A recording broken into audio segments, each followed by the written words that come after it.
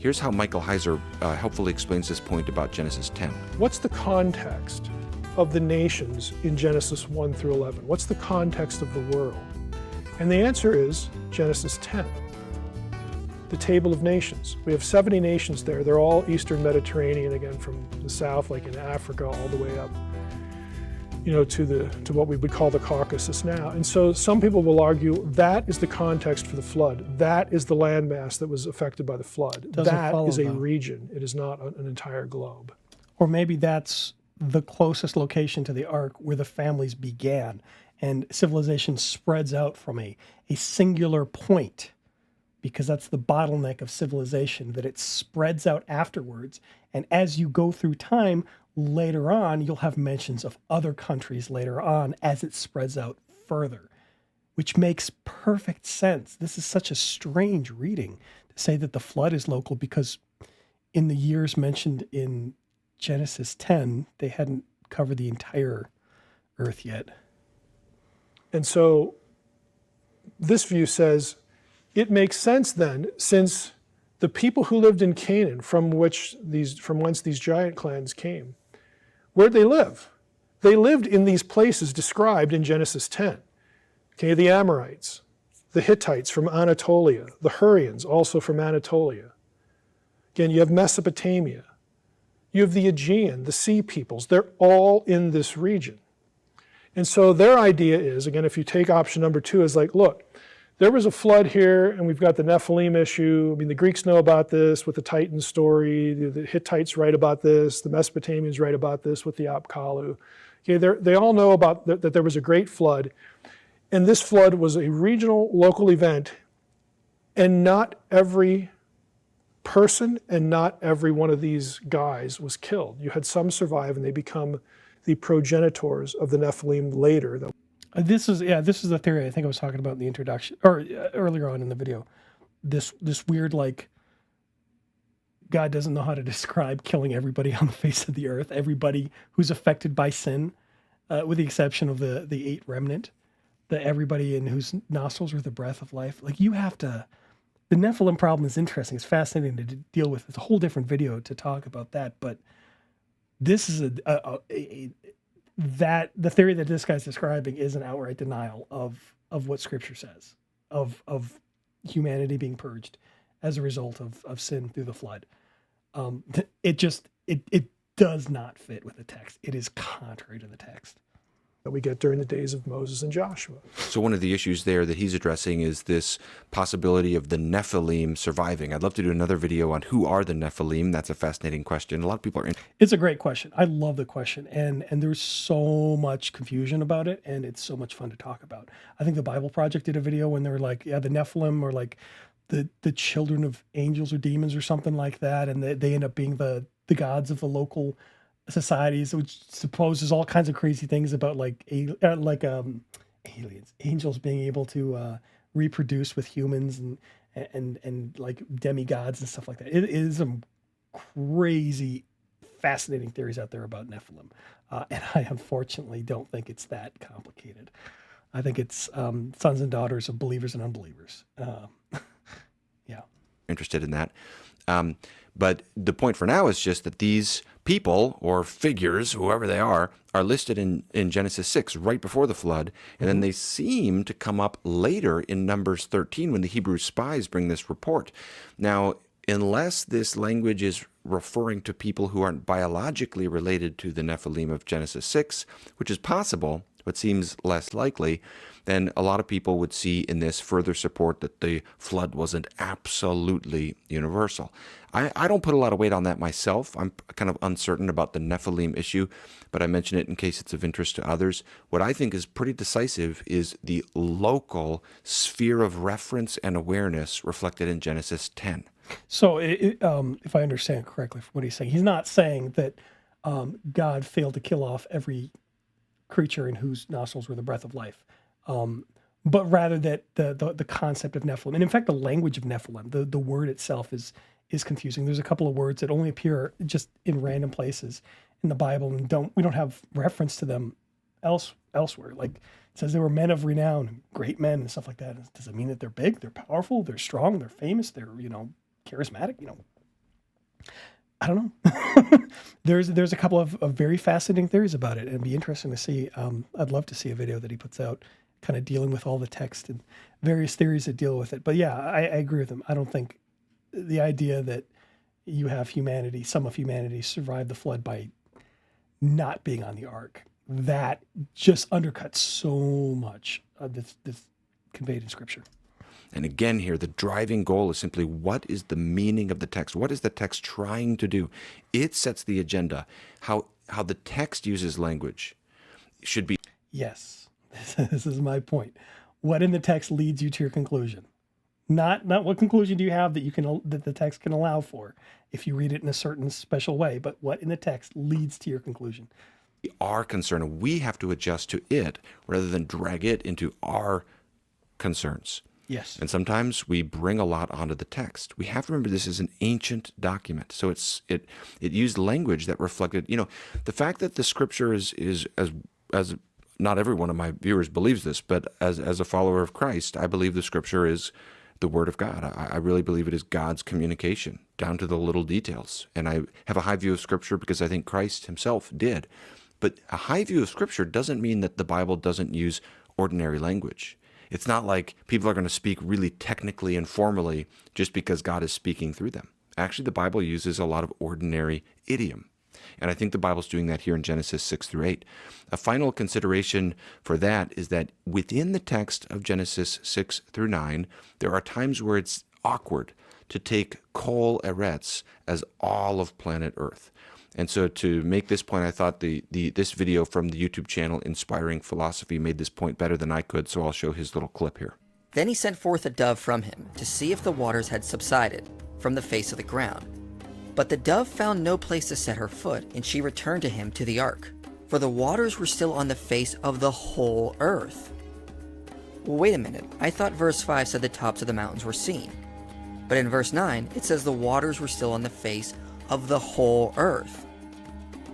If this literally means the whole planet, the passage contains a contradiction. But if it was just a Not necessarily.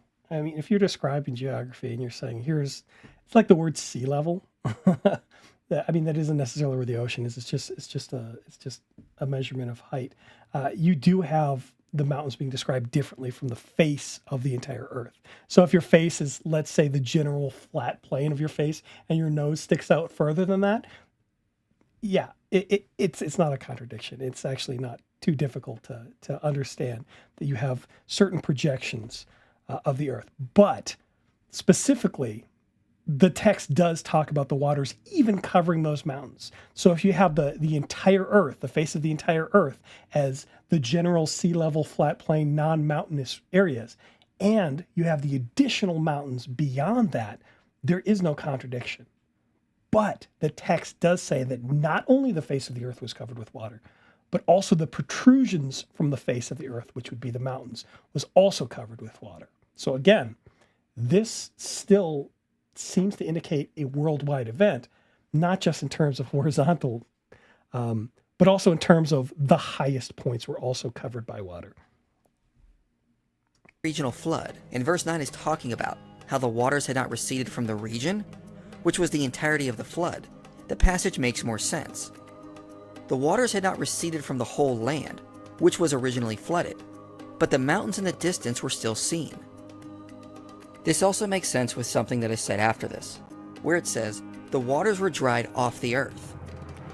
Okay, this... Let me see something, Genesis 9.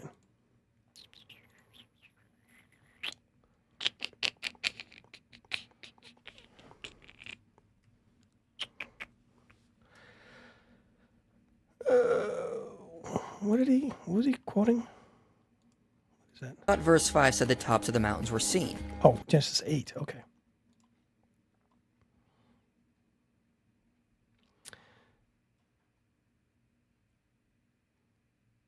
Yeah, this Genesis 8, Genesis chapter 8, verse 5, this is exactly what I'm saying. You got the face of the earth, which is the general, more flat topography. I don't say flat earth. The lower, closer to sea level topography, and you've got protrusions from the earth, which would be the mountains. So if the face of the earth is covered with water, That doesn't necessarily mean the mountains were covered with water as well, except that in the text, was it Genesis chapter 7, Genesis chapter 7, verse 19, and the waters prevailed so mightily on the earth that all the high mountains under the whole heaven were covered. So again, let me see. Actually, let me read the section again. Genesis chapter 7, verse 17 following. The flood continued 40 days on the earth. The water increased and bore up the ark. 7:17. Bore up the ark, and it rose above the earth. Okay, so it's above the earth right now. Does that mean above the mountains as well? I don't know. Let's keep reading. 18. The waters prevailed and greatly increased on the earth, and the ark floated on the face of the waters. Okay, so the water is still rising. What could it be rising over? Verse 19, and the waters prevailed so mightily on the earth that all the high mountains under the whole earth were covered. The waters prevailed above the mountains, covering them 15 cubits deep. So this, I guess, localized flood not only covered the face of the earth, but also the mountains, but was somewhat local. I don't know. It's really hard to kind of imagine what locale is being described, being covered in a flood, if it's not like a global thing. But yeah, this is unnecessary confusion. I don't know what inspiring philosophy in Dr. Ortlund. This doesn't seem to be challenging. The Nephilim thing, that's a challenging question. This face of the earth and then protrusions from the face of the earth, which would be the mountains, and both of them specifically being covered by water in different verses, that doesn't seem remotely confusing to me. I'm sorry, does not follow. But in verse 9, it says the waters were still on the face of the whole earth. Mm-hmm. If this literally means the whole planet, the passage contains a contradiction. But if it was just a regional flood, and verse 9 is talking about how the waters had not receded from the region, which was the entirety of the flood, the passage makes more sense. The waters had not receded from the whole land, which was originally flooded, but the mountains in the distance were still seen. This also makes sense with something that is said after this, where it says, the waters were dried off the earth.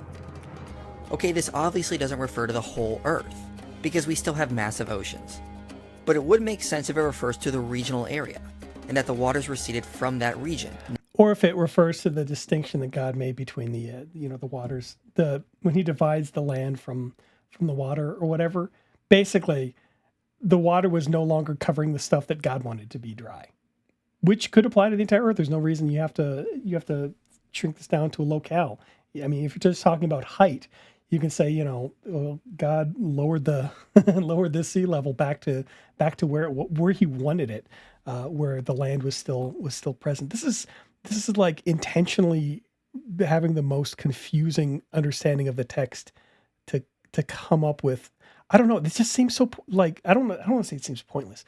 It seems so unnecessary, coming up with the most confusing way to read the text to allow for presumably theories about a local flood. Because again, I am still waiting for any indication whatsoever in the text that this is a local flood. What in the text leads you to this conclusion?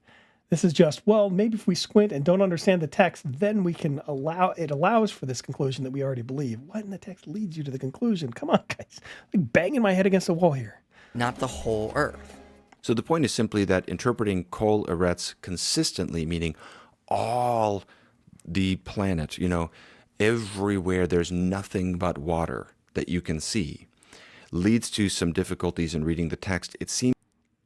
Yes, but if you interpret kol eretz in the context of the verses themselves and the surrounding verses that talk about all the animals and that talk about all the mountains and all this stuff, if you read it in that sense and you stop trying to rip kol eretz, the phrase outside of the context so you can compare it to something written in other books, or I don't know. It is just, again, I don't understand the confusion here. This does not seem that confusing.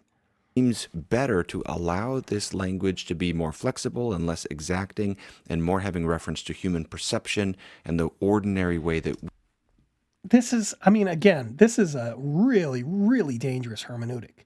It's saying, well, you can't really trust that God described what he seems to describe. You have to read it through the fallible human stupidity that does not understand, you have to read this as though you were dumb and you didn't think that the world existed outside of a closed door. Like this is not a good way to approach the text at all.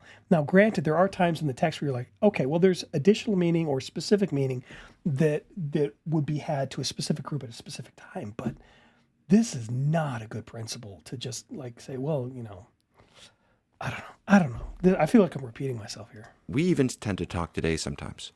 Now, let me address an objection at this point, and that's someone might say, if that's really a natural way to read the text, why did no one read it that way prior to the modern era?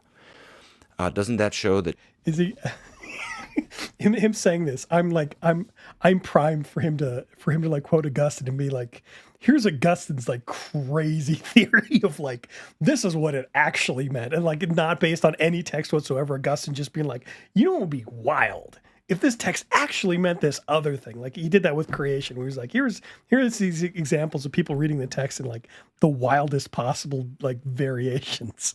So I'm so primed to see if he's going to say like Augustine had something crazy to say about this. Augustine is such a character. This reading is just a concession to modern science. And in response to that, I would say two things. First, I would say, I understand why some Christians are very skeptical of things advanced in the name of science, because sometimes science can be weaponized.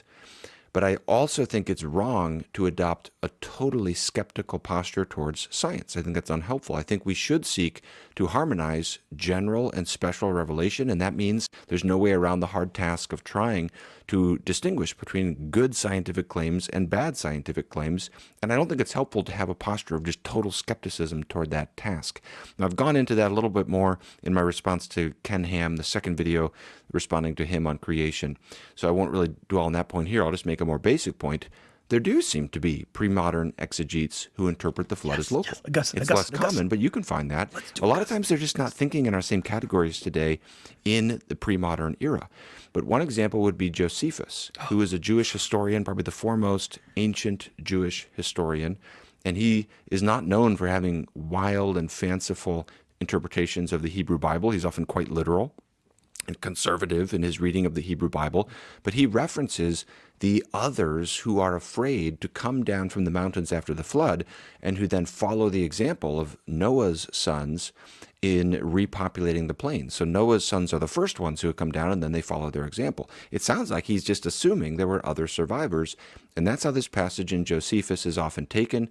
The translator, Louis Feldman, who's probably the world's leading scholar in Josephus studies, takes it that way. I'll put up his statement about this as well. So the point is, there do seem to be... Yeah, but not like based on... It's not just a modern... But not based on anything. Like, Josephus, where did he get that from? He wasn't there. Does he have some secret oral Torah that tells him about this stuff? Like, if you want to say, well, there's people who had other theories about this, like, yeah, that only counts if they based it off the text. Like, if you're just like, well, Augustine thought creation was instantaneous and then 8 billion years of, like, maturation of the creation.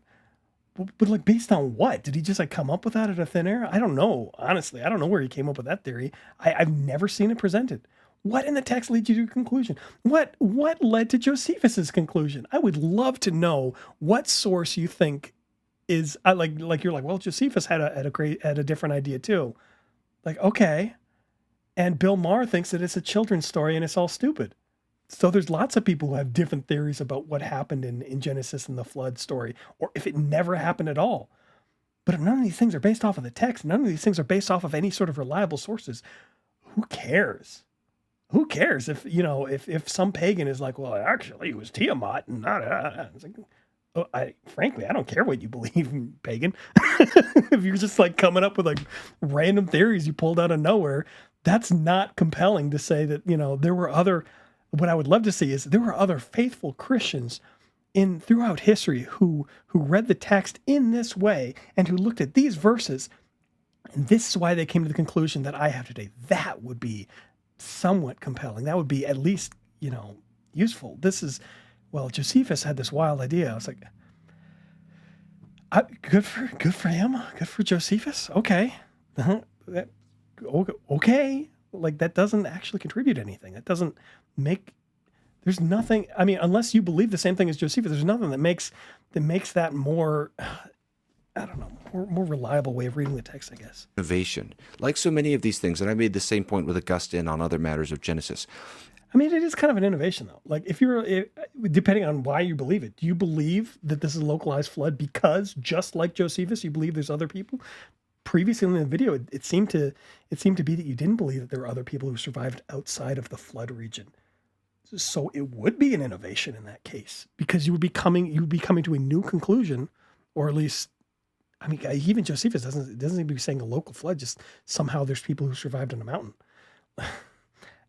I'm sorry, this is an innovation. Doesn't necessarily mean it's wrong. It just, like, again, how do you get to your conclusion? Actually, it's true. This is really true, and I would just encourage people to not disbelieve me until you've looked into it for yourself. Ancient readers of Scripture were not as literalistic as modern-day fundamentalists. There was more flexibility, and we need to consider that. Okay, second argument. It only matters if there was a good reason for it. It only matters if they were more accurately understanding Scripture. If it's just like, well, ancient readers used to apply the horoscope to the Scriptures. They used to say, well, I'm a Pisces, so this verse doesn't apply to me today. Like, again, antiquity does not necessarily convey value. Just because ancient people did something, if they didn't have a good reason to do it, who cares? Envisioning a global flood requires multiplying miracles that are not mentioned in the text. Now, I want to be very clear here that this is not a matter of God's omnipotence. God can do anything. God can totally make a global flood. God could make a flood the size of our solar system. If he wanted to, he can create all the water he wants. He's omnipotent. I'm perfectly happy to believe in miracles when the Bible records them. And obviously in the flood story, there's a lot of miracles. When B.B. Warfield was once asked, what is Christianity? His simple reply was unembarrassed supernaturalism. That is fascinating. Unembarrassed supernaturalism. So you say that somebody who's embarrassed by Bill Maher and his claim that, these miraculous things, are a children's story, and they fall away from their faith because they're embarrassed by miracles. The problem is that they're being embarrassed by miracles and not that they need to have a non-miraculous explanation for things. That's fascinating, is what I was saying. I like that, and I'm not embarrassed about miracles. I think Good. Don't be embarrassed about miracles. And you other Christians who are listening to me or him or whoever, don't be embarrassed by miracles. And if you think that's enough to lose your faith because you're embarrassed because God did the impossible, then you don't understand what a miracle is. Respectfully, that's not a good reason to lose your faith. It's rational to believe that miracles can occur. The question is, what are the miracles that are actually in the text? Mm-hmm. And I think, in general, an interpretation of Scripture is weakened when it requires you to start positing more and more miracles that aren't recorded in the text, in many cases are not implied by the text, and especially so if some of these miracles are pretty fantastic, pretty ad hoc.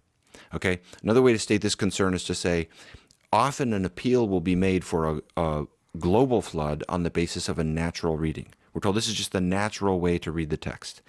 And I can sympathize, truly, with people who feel that way. But again, sometimes things get more complicated with time the more you think about it. I've been thinking about this for 25 years now, and it does get more complicated the more you stare at it. This appeal to a natural reading starts to become less natural when you start to actually conceptualize all that it entails and all the miracles that need to be inserted into the story that actually aren't in the text. Let me give 5 examples. And before he gives the examples, again, I've never seen this, so I'm probably going to be rebuked and rebutted by whatever he says next. It's you're not adding additional miracles if this whole event was miraculous. If God miraculously flooded the entire earth, so it's one miracle that all this water comes here, and then miraculously brings all the animals onto the ark. Again, not every animal in existence. It says it talks about the kinds of animals. So you don't have to have necessarily every single species fully grown packed into the ark. There's other videos that get into the explanation of how all the kinds of animals fit on the ark. But again, that's 2 miracles. That's 2. That's dealing with water, and that's the animals. That's 2 miracles. It's not a lot. And since God's the one who sent the water and God's the one who brought the animals to Noah, it's not a stretch for either of these things to account for every miraculous aspect of either the water or the animals. So we'll see if he mentions anything other than the water or the animals. I doubt it. in saying these, I'm not trying to be insulting or to make fun of anything. I'm just trying to draw out what a global flood really involves. We need to understand what we're asking of people if we insist this is the only way to have a high view of Scripture. 5 examples. Number 1 is the transportation of animals to. Did I call it or did I call it? Is it not miraculous that God brings all the animals? And how far across the earth were they spread out? Just out of curiosity. I don't know how much he posits that the transportation is difficult.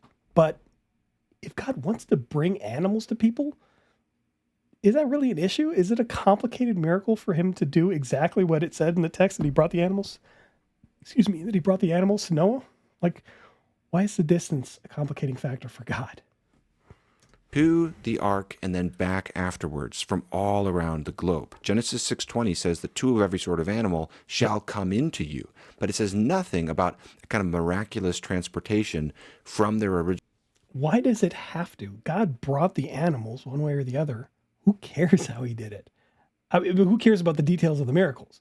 Like, we know that it's miraculous that animals are heading to the ark in the first place. It doesn't complicate it by saying, well, but having animals come to the ark, the physical distance, that's miraculous. Well, no, it's miraculous that the animals came to the ark at all. They don't, like, Noah wasn't out there, Moses. Noah wasn't out there with a dog whistle and a duck whistle and a lion whistle, and he's going through all these animals or whatever, and he is collecting all the animals like Pokemon. God miraculously brings all the animals to the ark. It's not, okay. Again, my 2 predictions are God brings the animals to the ark and God provides the water. Those are 2 miracles. There's no reason they have to be broken down into a bunch of complicated ones. Original location, nor back to it when the flood is over. It just basically says that the flood subsides and they got off the ark. Now, this is going to be miraculous any way you slice it, but the miracles are in a different register when you think about a global flood. So just picture, Arctic wolves in northern Canada, kangaroos and wallabies and marsupials in Australia, the various species of indigenous animals to Madagascar, a little island off the coast of southeast Africa, poison dart frogs in the rainforests of Brazil, giant salamanders in the freshwater pools of Japan, llamas in the Andes mountains of Peru and Bolivia, penguins in the South Pole, Or in Africa. giant tortoises in the Galapagos Islands. I tried to think of like some of my favorite animals. I love animals. We lived in St. Louis for 2 years. There's a couple of really interesting assumptions here. The first interesting assumption is, and I dealt with this in the prediction of the video, of the predicted expectations of the video, is one is the assumption that the Earth, we know the tectonic plates move around. And in fact, there's quite a few theories of, the continents were formed in a different way. The first assumption is that the entire physical geography of the Earth is the same that it was. The second assumption that he makes is that every animal that exists today existed back then. That, for example, you didn't have kinds of animals. You didn't have, for example, wolves that later developed into, you've got, some canine that develops into like wolves and foxes and, dogs and whatever. And you don't have like this diversity that comes from kinds of animals. Another assumption he makes is that every kind of animal is the location where you find them right now is the location that God got them from. So God's like, oh man, I have to bring penguins to the ark. I better go all the way down to the South Pole to get them. Not necessarily. I mean, first of all, if you've got some sort of Pangea sort of situation where they're on the same continent, that's not that big of a deal. Second, I mean, obviously God miraculously brought the animals. Why would distance be a factor at all for God? It's a factor for you. Like if you wanted, if Dr. Ortland wanted to transport penguins from the South Pole, that would be very difficult for God. It's not particularly difficult any more than it's difficult to, turn water into wine or whatever. So this isn't, or turn a staff into a snake, or make fish jump into a net. This isn't particularly difficult. Another assumption is that let's say that God took his sweet time and he forced these poor penguins to walk all the way from the South Pole, all the way to the Ark in the Middle East, wherever that was. Let's assume that God forced these penguins to blow out their poor knees walking for years and years. I mean, the assumption that he's making is that this is extra difficult because we have this event where the flood is promised and then the animals get on the ark shortly afterwards. And it takes like 100 years for Noah to bring the ark, so that's 100 years that God could have presumably been moving herding these poor penguins across the continent, across the Pangea, there's so many assumptions that have to be made that aren't in the text at all in order to make this a complicated issue, when it's not a complicated issue at all. God brought the animals. That's the miracle. Congratulations. There's 2 miracles. God brought the animals. God flooded the earth.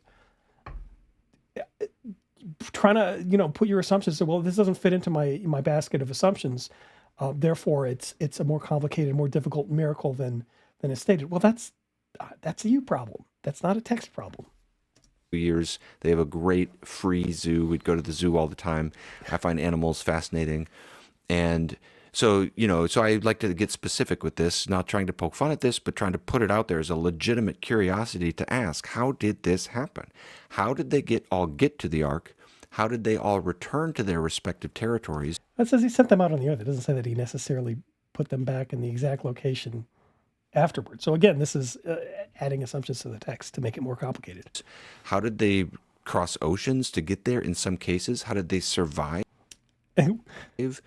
How did God keep animals that he wanted to bring on the ark alive? How did he do that? By golly, that is a real brain tickler, that God wanted animals on the ark, and he had all of these challenges that he had to overcome. He had to then again, they would have the problem of all the animals on the ark, and there would be, the lions would want to eat all the other animals and stuff like that. And God doesn't specifically mention the stopping of the lions from eating people, so that would be adding miracles to the text.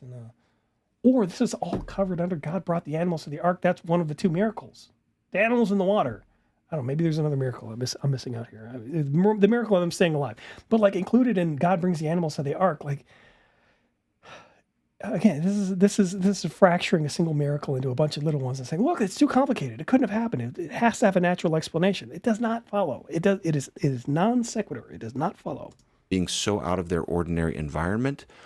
If it was a natural process of migration, why do we have no fossils? What made you think it was a natural process of migration? What in the text made you think that? Where do you get that from, that God brought them? That somehow translates to, well, there was a natural migration and the penguins blew out their knees walking from Antarctica. Why? The issue is that the issue here seems to be less the text that is not being dealt with, and more questions of your assumptions of what was going on. I don't know. This. Okay, I'll just keep going. This is going to be 6 hours long if I keep doing this. Fossil records whatsoever of that, The animals, yeah. If God is bringing these animals and presumably that it's all natural, how they're all naturally migrating from the South Pole, and they should be dying along the way, and there should be fossils all over the place of all the animals in the entire world, leaving fossils a trail of fossils, unless God, just brought 2 of this kind and 7 of that, 2 of every unclean animal and 7 pairs of every clean animal. And I don't know why you would assume that they're dying along the way. And how many of them do you think died along the way of the penguins from Antarctica? And how many penguins from Antarctica traveling north to the ark would have to die, statistically, for us to even find one fossil? If you're okay, well, there's 10 penguins, and by the time they got there, only 2 penguins remained and went onto the ark. So there should be 8 dead penguins along the way from Antarctica. Out of those 8, how many fossils do you expect that we would find? Fossils are not as common as, just because something dies doesn't necessarily mean it leaves a fossil. And unless there's a lot of things dying, there's usually not a whole lot of fossils. This is, it feels like a reach. All the kangaroo fossils are only in Australia. Why? Yes, the kangaroo fossils are in Australia. How many kangaroos did he bring onto the ark? Why would you assume that there was a whole horde of kangaroos, and then there's all these kangaroos got up to the ark, and no one was nope, only 2 of you. The rest of you just die in the Middle East. Why would you assume that? This is such a weird reading. It's not even a reading. It's just like what if? To be fair to Gavin, to Dr. Ortlund, who is wiser and more friendly and smarter than I am, this is an argument that atheists make all the time. This is probably where he got this from, this kind of Bill Maher sort of, well, you would expect to see kangaroo fossils all the place. It's like, no, you wouldn't. No, not if you actually just read the text and believe what it says. Like, you wouldn't expect a mass migration of kangaroos across, the entire Pangea. Like, I get it. I get it. He's heard this question from atheists probably, and it concerns him. But it's a stupid question. Not that Gavin's a stupid person. He's not. He's much smarter than I am. But that it is not a good question. It doesn't follow from the text. Okay, let's keep going, please. All the ring-tailed lemur fossils are only in Madagascar, etc. Where's the Now, Pumafoo? there's explanations for this. You can go and read the young Earth creationist websites and books and find various explanations. And I'm not trying to deride them, but I'm trying to say those explanations are not in the text. Neither is a mass migration of ring-tailed lemurs. Where do you get this idea that there's a mass migration of kangaroos and penguins? Where does that come? I'm sorry, I'm crying. Where does that come from? Why do you presuppose this one thing in the text and say, aha, the Bible doesn't deal with this assumption that I made out of nowhere? I'm sorry. I'm enjoying. I very much like Dr. Ortlund and his presentation, but this is too much fun. You have to add a bunch of miracles that they're not in the text, and they don't even seem to be implied by the text, Ring-tailed lemurs. especially in the case of mass their migration. return after the flood is over. So for that interpretation to work, you've got to add all these extra miracles. Second example, the quantity of animals on the ark. The Bible tells us how big the ark is. By the way, it's probably not as big as the ark in Kentucky associated with Answers in Genesis. Some of you may have visited that ark before. I've never been. But they use a disputed interpretation of the word cubit.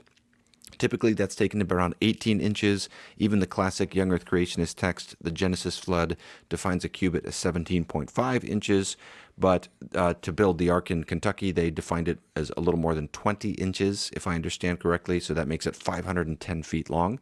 It's probably a little less than that, but that's not 100% certain. People dispute the meaning of cubit, so let's give them that extra space. Fine.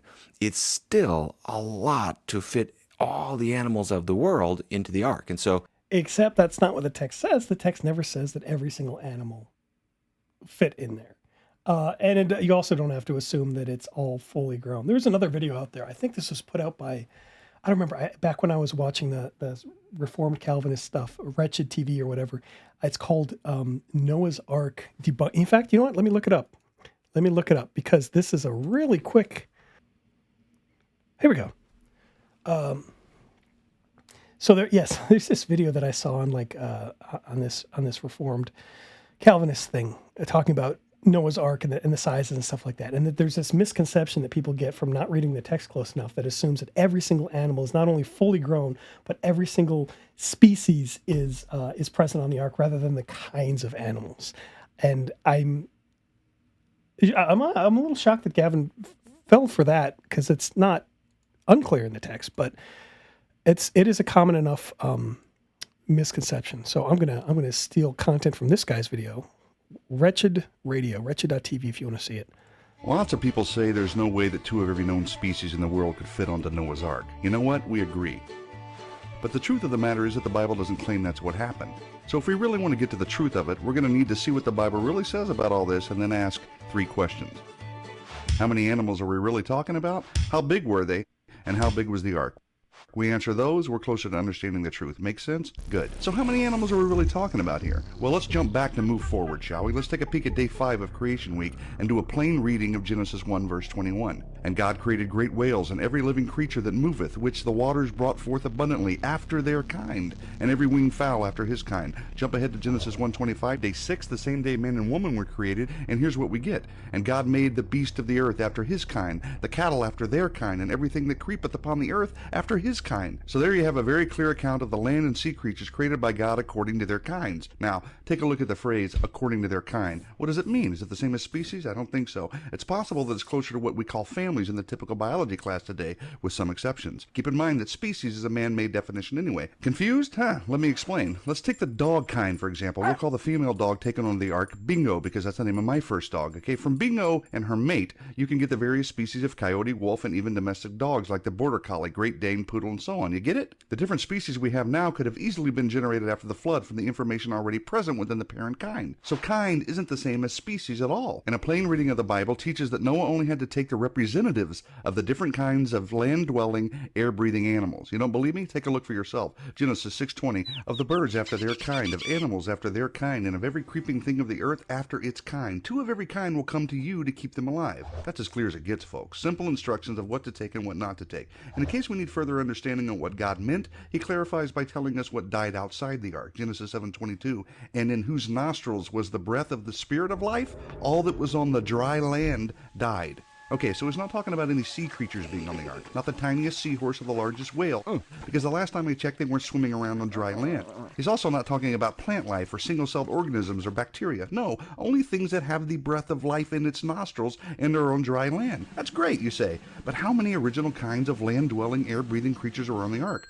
Well, to be quite honest, we weren't there, and I don't have the time for each and every detail, but one leading ark researcher did a whole bunch of calculations and was very generous with the numbers he used. He selected the genus level and found that there are less than 8,000 kinds, or about 16,000 individual animals. So let's just round up to say 30,000 and then call it even. It'll make the math easier anyway. Could 30,000 animals fit on the ark described in Genesis? That's a good question. Glad you asked. To answer it, we have to take a look at 2 more things. The size of the average animal and the size of the ark. Makes sense? Of course it does. Moving on. We can't list every animal, but we've got things from the various bird kinds to the elephant kind, from the various dinosaur kinds to the smallest mammal kinds, and so on and so on and so on. So you take all the young adult animals, because nothing says the animals had to be the oldest and biggest, and you look at all the various sizes we know of today, even from the fossil record, and you do some calculating, you come to the conclusion that the average size of the land animal is actually smaller than a sheep. But let's just use a sheep as the average size for the sake of argument. So now we got the size of the average animal, a sheep, and we have the maximum number of sheep, 30,000. So are we going to need a bigger boat? Well, let's see how big it really was and if 30,000 sheep could fit on it.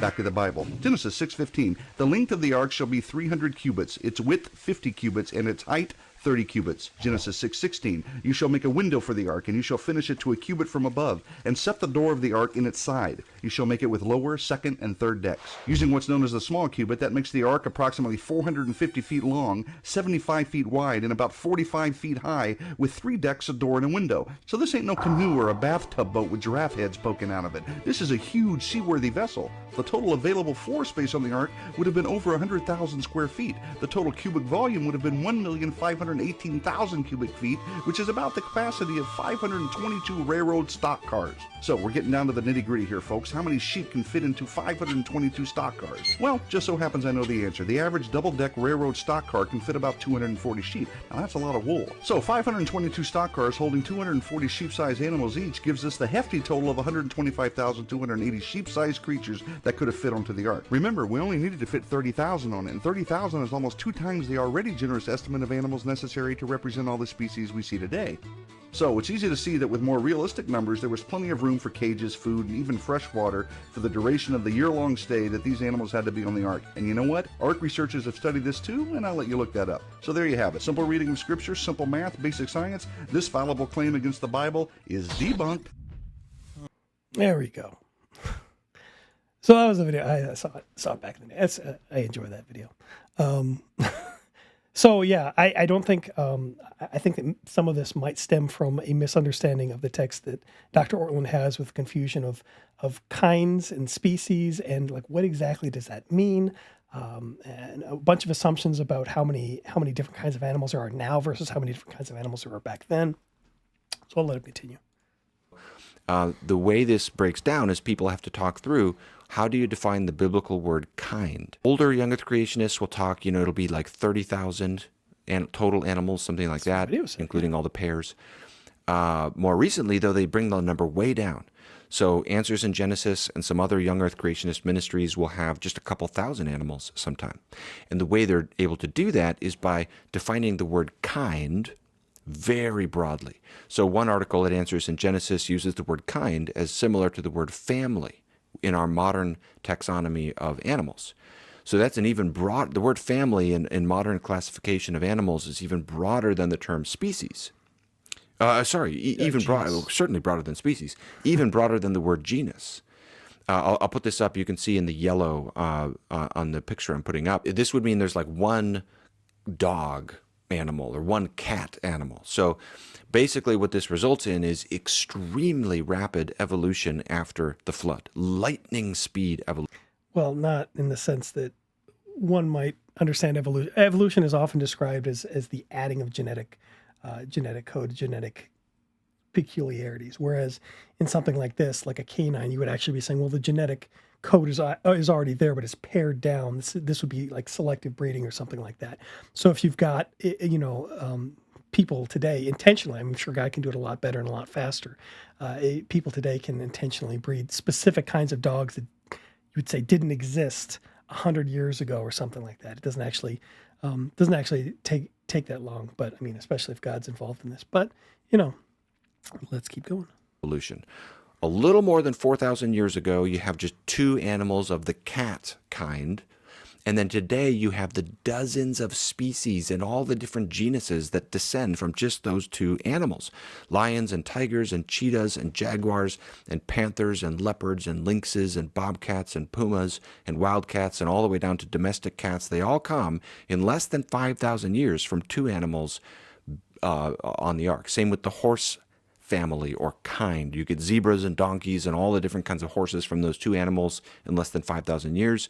In the dog kind or family, you get all the different dog species, wolves, coyotes, foxes, jackals, etc. Also, incredible lightning speed evolution. Not really. No, it's not. Again, if you can intentionally breed new species of dogs in the course of a couple decades, couple generations, it's not that hard to think that when God spread out the animals over all the earth. Again, this is the one miracle. There's two miracles. There's the animals and there's the water. And the animals, bring them to the ark and then spread them out on the earth. It's not that difficult. But I'll keep going. And it's kind of ironic that the people who believe in the most powerful form of evolution are often the young earth creationists, because they have to squeeze it into this tiny time frame. And even though sometimes they won't use the word evolution, here's another quote I'll put up from an Answers in Genesis article. It's not using the word evolution, but it's the same mechanisms.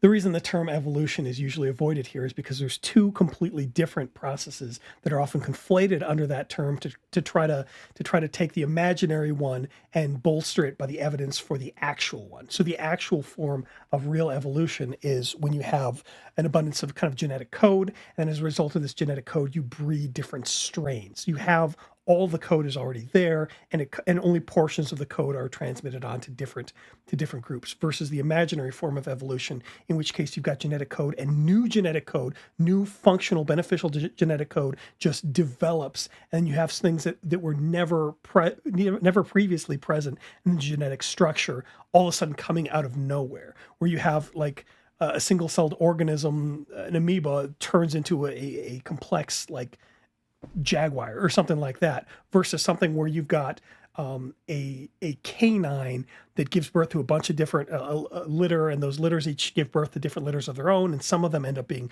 stronger and faster or leaner, and some of them end up being bulkier, and then as a result of that, you get pit bulls over here, you get German shepherds over here, and you get different kinds of dogs over here. You get so what's being described with the term evolution, the reason the term evolution is being avoided, particularly in something like Answers in Genesis, is that it's often used. People will say, well, look, you can breed different kinds of dogs. You can breed different kinds of strains of corn or something like that. So this is proof that the exact opposite of that process, the creation of new genetic code, is real. So yeah, usually the term evolution is avoided when describing something like breeding or the branching out from something that contains all the genetic material to things that contain specific portions of that genetic material. Genetic drift, natural selection, mutation, etc. Now, I am not trying to pick on Answers in Genesis here or isolate them. Sometimes nor am I trying to say this is the only way you could work as a young earth creationist. It's one representative example. Sometimes when I quote from a young earth creationist source, people will get angry and say I'm not quoting from the best. of the movement. I don't always know what the best is, and I think it's fair game to quote from what's commonly known and what's influential and what's out there. But if you don't have lightning speed evolution, then you have to have more species on the ark. And so there's a trade-off here, one way or another, either more animals or more evolution. However you negotiate that trade-off, it's really hard to imagine all land-dwelling vertebrate animals getting onto the ark. Especially, so you have to get more miracles, one way or another, that aren't in the text. Just the two, animals and water. And that's especially true because of what I think is probably the most underrated difficulty, and that's number 3 example that I'm going to give, and that's the care for these animals while they're on the ark. So if you've ever worked at a zoo, you know how much goes into caring for animals, how easy disease can be and so forth, even if you've just had a pet. We're thinking about getting a dog, and so we're thinking about all this. Okay, in this case, you have all the animals of the entire world, at least in their kind, and you have 8 people caring for them for more than a year in extremely taxing conditions. So you got the 7 days of loading up and then about 370 days when they're on the ark, if you add up all the different events together. And there's only 8 people, Noah, his wife, his 3 sons, their wives, and they have to provide ventilation, sanitation, proper temperatures, fresh food, and fresh water for all of these animals, all the animals of the world for over a year. This is like a bizarre train of thought where it's like, yeah, God brought all the animals miraculously, but then he didn't sustain them. Like, yeah, it has, God's like, well, I'll bring you all the animals, but I'm not going to be involved in keeping them alive. That's a different miracle, and you can't expect that of me. That's just adding complications. It's like, well, no, again, there's 2 miracles. He brings the animals and he distributes them. That's one miracle, and the other miracle is providing all the water. So if God is saying, okay, look, I'll bring all these animals, I'll put them on the ark, keep them alive, take them off the ark. That's not that hard. I mean, for God, for a human, like it's strange that Gavin keeps coming back to this idea of like, man, it would be really hard for a human or for ringtail lemurs to get all the way from wherever they are all on their own. It would be really hard for humans to take care of all these other people. That would be an additional miracle of God. I was like, no. Again, if it's God who brings them on the ark and then God who distributes them afterwards, that's one miracle. If you think that through, let's not get too graphic, but you think through all that is involved with. So it's just thinking of the food and water you have to supply. I mean, some of these animals are special climate animals, like polar bears, and they have to live alongside animals that are used to the desert. Some of them are special diet animals, like koala bears, which eat eucalyptus tree leaves, which are only grown in Australia. One of the big challenges is for insects and tidal pool creatures and other small invertebrate animals. You'd almost need something like what are the equivalent of modern-day aquariums for taking some care of many of these smaller animals. Now, whether insects are on the ark is a disputed question. A lot of people, young Earth Christians, will say, well, some insects may have been, and that kind of thing. But there's different explanations. The point is, whatever explanation you go with, you've got to go way beyond the text to try to make it work. Yeah, you've got to believe that God prevented the lions from eating Noah and his family, right? You have to go way beyond the text to believe that God prevented the animals from all eating each other and from killing each other, and God prevented the venomous cobra from striking, from killing, Noah's kids or whatever. Like, or this is all just part of God taking care of the animals, and then God takes care of the water. This is inclusive in the text. You set up boundaries to say, well, God. Let's assume that he believes that God brought the animals miraculously, but why would he, then say, okay, well, now that the animals are on the boat, chaos. Like if you put a bunch of animals in a room together and they've never seen each other, and especially they're different kinds of animals entirely, man, it might take a miracle to kind of keep them together. Well, I guess, what animals do you believe were actually on the ark? Just out of curiosity, if you don't believe that there was a miracle in taking care of them, providing them, and maybe keeping them from killing each other, keeping them alive, if you don't believe that God did that and that was a miracle that's not mentioned in the text, therefore you don't want to assume that it happened, what animals do you actually think were on the ark? Like what combination of animals do you think would not have to have this kind of special care, this kind of restriction of their violent impulses, their God herding them onto the ark? Like, what? First of all, there's a question of like, what animals do you think were on the ark? You could put two cats in a room and they won't get along. What creatures do you think were on the ark that got along just fine without a miracle? For example, one theory that comes from Bede in the early church or late patristic, early medieval church, and is picked up in the book The Genesis Flood, is that all the animals hibernated. So you can see this theory as it's put up. This book, The Genesis Flood, is one that's often credited with launching the modern young earth creationist movement. As such, it has this proposal that God instructed certain of the animals through impartation of a migratory directional instinct, which would afterward be inherited in greater or lesser degree by their descendants, to flee from their native habitats to the place of safety. Then, having entered the ark, they also received from God the power to become more or less dormant in various ways in order to be able to survive for the year in which they were to be confined within the ark while the great storms and convulsions raged outside. So now God can do that. God is omnipotent. My point that I'm trying to raise here is that that goes beyond the text. So you're saying that nothing in the text leads you to believe that conclusion. Interesting. I wonder where you would get a question like that from. What in the text leads you to believe that the animals hibernated? What in the text leads to your conclusion? That is a great question, Dr. Ortland. A global migratory instinct, universal hibernation, all of this requires us to start stacking up more and more miracles. And if you don't have those miracles, you need some other kind of miracle to explain how do 8 people for more than a year care for all the animals of the entire world. And what I'm trying to help us see is I'm not trying to make fun of this view or make someone feel like they're being mocked or something like that. How many animals do you think how many animals exactly do you think wouldn't require a miracle for 8 people to care for a year? 10? Like a barn load, or without modern equipment or whatever? Like how many people do you think you're like, okay, well, God only had 20 animals on the ark because that's how much 8 people could care for? I don't know. I'm just curious. How many animals do you think were on the ark? That's not my intention. What I'm trying to help us feel is to reduce the sense that this is the only way you can read this text and that this is the natural reading. Because if you start thinking it through, it seems a little less natural the more. So either it was a miracle that God got the animals to the ark and took care of them, or there was no miracle involved, in which case there were not very many animals on the ark. Seems to be kind of the pick and choose which one do you want. Or you think about it. Example 4, which I get from David Snokes' helpful book that addresses this, is where did all this water come from? To cover the Himalayan mountains. Okay, you remember I said there's 2 miracles? There's the animals and there's the water.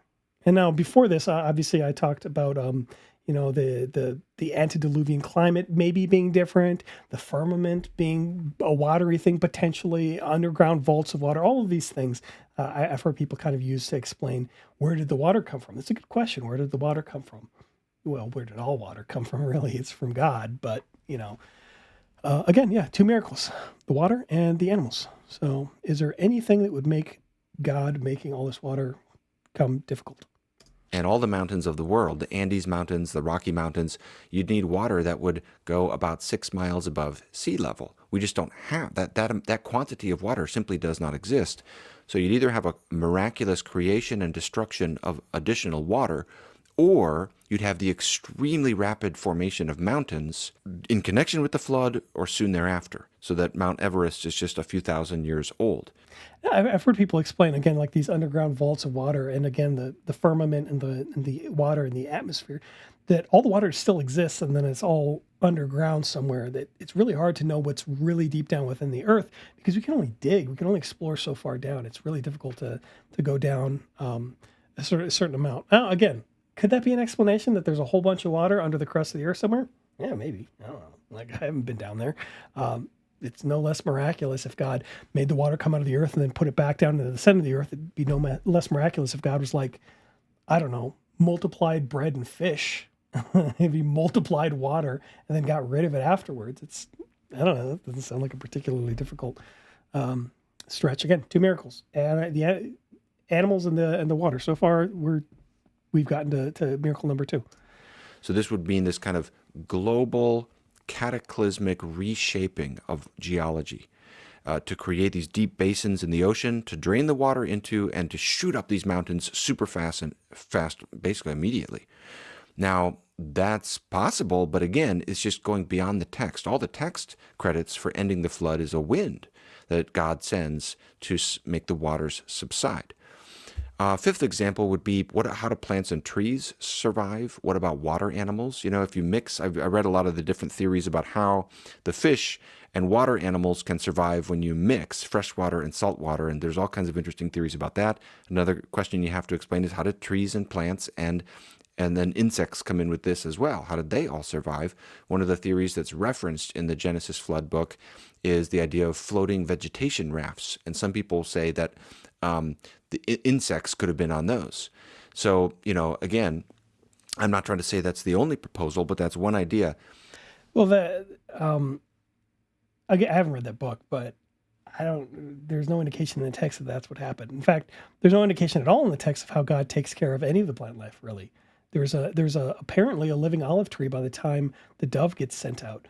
Going beyond the text to suppose how God took care of the animal life, or not the animal, excuse me, the plant life, not the animal life. Yeah, I mean, that's dangerous. The text, we know from the text that okay, there was plant life beforehand, and there's plant life afterwards. My assumption that I would make would be that maybe this is miracle number 3. If we've got miracle 1 is the animals bringing sustaining and redistribute, or bringing sustaining and distributing the animals. Miracle 2 is providing and removing the water. Miracle 3 could be sustaining the plant life, or sustaining the plant life in some miraculous way, sustaining the. So intentionally, God is bringing the flood to intentionally kill specifically those things he wants to kill and to preserve those things that he wants to preserve. How did Noah and his family survive? He preserved them. He did not intend to kill them, but he did kill everything that he intended to kill. Did he intend to kill the plants? They don't have nostrils. There's no breath of life in plants. Same with, I don't know, with fish or whatever. Whales are mammals, so therefore they've got nostrils, and their nostrils are their blowholes, and okay, whatever. You can nitpick that if you really want to. But the fact of the matter is that God killed what he intended to kill and left alive that which he intended to preserve. So maybe that's miracle number 3, is that God preserved those things which he wanted to keep alive, which would be the animals, which would be Noah, the 8 people on the ark, and which would be the plants. Okay, I'm cool with that. 3 miracles. We're up to 3 miracles. How did God do it, though? Floating beds of plants on which insects were? Maybe he could have done that. I'm not going to say that that's something to believe because the text never indicates any of that stuff. I can tell you what I assume, but what they say about assumptions. If you don't have those kinds of explanations, you need something else. One way or another, you've got to supply all these additional miracles to make sense of the text. 3 miracles. So I hope I'm articulating my concern there in a way that's respectful. The 3 miracles are God does the animal stuff, the water stuff, and the keeping alive stuff. And all 3 of those things are specifically mentioned. God brings the animals to Noah. God is the one who provides the water and removes the water, even if he uses wind or whatever to do it. And God is the one who created the plants and stuff like that. But God is the one who chooses which things die and which things don't die. So those 3 miracles, you don't have to add them to the text. They're already there. Now, the exact details of the miracles you could fight over if you'd like to. But those 3 miracles are already present in the text. So that works just fine for a worldwide flood. None of these 5 points have really found a chink in the armor for the reading of the text that it's a worldwide flood. But also gets across how difficult this is and why a lot of us would say if the language is... It's only difficult if you expect to explain every single detail of a miracle in kind of a naturalistic understanding. It's not that difficult if you're like, God brought the water. God moved the water. He moved it away. God brought the animals. He moved them away. God preserved the things he wanted to keep alive, and God killed the things he wanted to kill. Okay.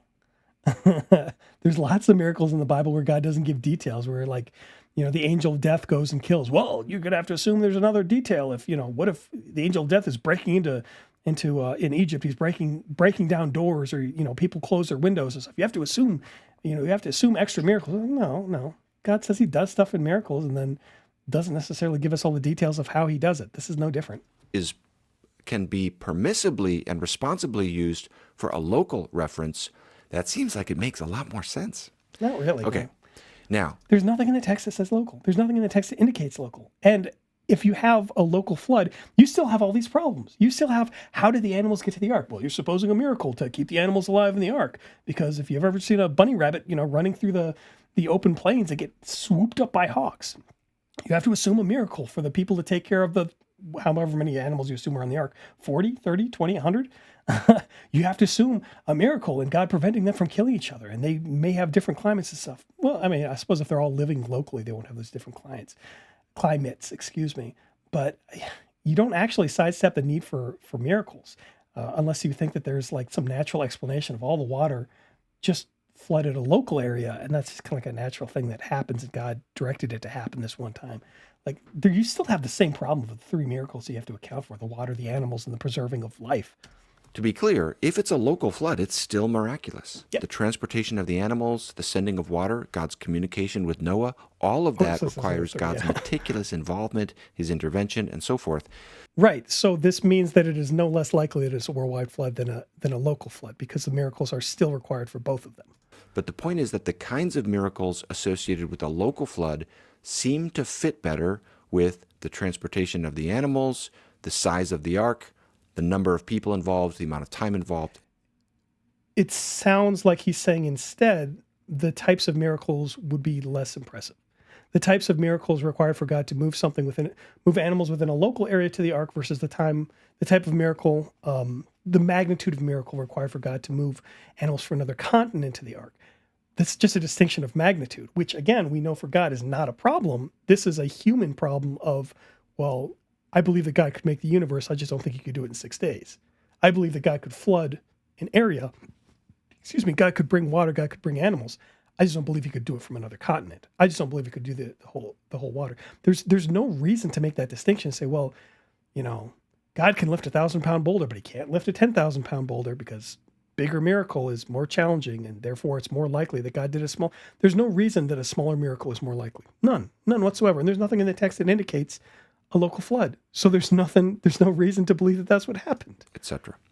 At the very least, allowing for a local flood should not be written off as a liberalism or as just not taking the Bible seriously. The difficulty here is why do you come to the conclusion? What in the text leads to your conclusion? Nothing. Nothing in the text leads to the conclusion of a local flood. You have the conclusion of a local flood from an external source. What is it? Is it the Bill Maher's of the world?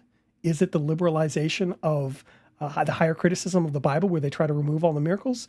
I can't say. I don't know what leads you to your conclusion. I've never heard what leads to your conclusions. I just know the way that you say you can read the text in such a way that allows for these conclusions. What led you to your conclusion? Now, if what led you to your conclusion is kind of liberal influence, okay, then that's an argument that this is a liberalization.